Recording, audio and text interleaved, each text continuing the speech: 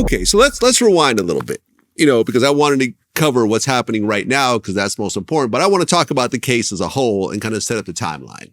So in 2020, in April of 2020, Tory and Meghann were hanging out during the pandemic. There's pictures of them partying, whatever. It seemed like they were kind of dating at that time and so forth. And then everything came to a head on July 12th. Which they left a party and they were in an SUV. A situation breaks out.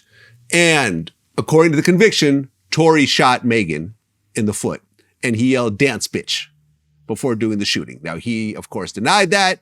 Meghann said it happened. It is what it is. Now, at that time, when the news came out, Tory was arrested for a concealed firearm. Meghann was taken to the hospital, but no one really knew what happened, right? On July 15th, Meghann posted that she was shot. And then on August 20th of that year, Meghann actually said that Tory shot her. She said, "You shot me and you got your publicists and your people going at all these blogs, lying and shit. Stop lying. Why lie? I don't understand. I try to keep the situation off the internet, but you're dragging it." So something was happening when Tory was basically putting out misinformation about what happened, which kind of culminated on September 24th when he drops his Daystar album, which basically mentions the shooting throughout the whole album. There's a line in there that said, "How the fuck you got shot in your foot? Don't hit no bones or tendons," over a song called "Money Over Fallouts."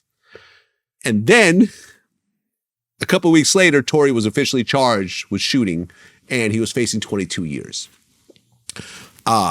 He was ordered to stay away from Meghann. His bail was set at $190,000. He pleads not guilty. There's a whole situation about how he performed with her, around the same time at Rolling Loud, which potentially, violated the restraining order. Mm-hmm. A whole bunch of stuff happens.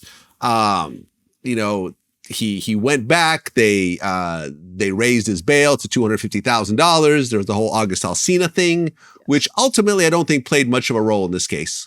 No, it didn't. We heard about it in the prosecution's sentencing papers, and it actually is what led to Tory being put on house arrest. But right. The judge even said that he wasn't considering the Alsina thing in the sentence, and I think it unadjudicated, no criminal charges, that kind of thing. But the other violations, the Rolling Loud, and then the some of the posts online, the DNA report, that kind of thing, those were considered. And right. So ultimately, Tory's on house arrest, and then on 12/5 of that year, jury selection begins. Were you there for jury selection?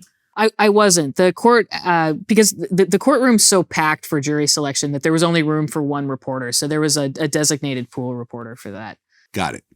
But then on 12/12, the trial actually starts. Yes. Were you there from day one? I was at the trial from day one. Saw opening statements and every day until the verdict.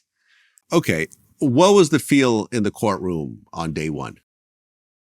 I was struck by just how much interest there was, and I could tell that a lot of people who were there knew all about the case, that they'd kind of been living it for the last 3 years, and everybody was just so fascinated with what was going on. As somebody who covers a lot of trials, I mean, you're always kind of tweeting stuff out, trying to get attention. We'd been covering, Harvey Weinstein, Danny Masterson, that kind of thing. But the first thing I noticed was just how much interest there was online. If you just tweeted anything about it, it just seemed like it got a lot of interaction and just kind of the thirst for news. I mean, you just realized it's like, I'm pretty sure everything that happens in that courtroom is like worth reporting. I mean, it's one of those empty your notebook kind of things where sometimes editors warn you against doing that because your story becomes so long. But I just figured that this was a case that everybody is so interested in it. Like, why would you leave any details out? Well, there were some important parts of this trial that came out.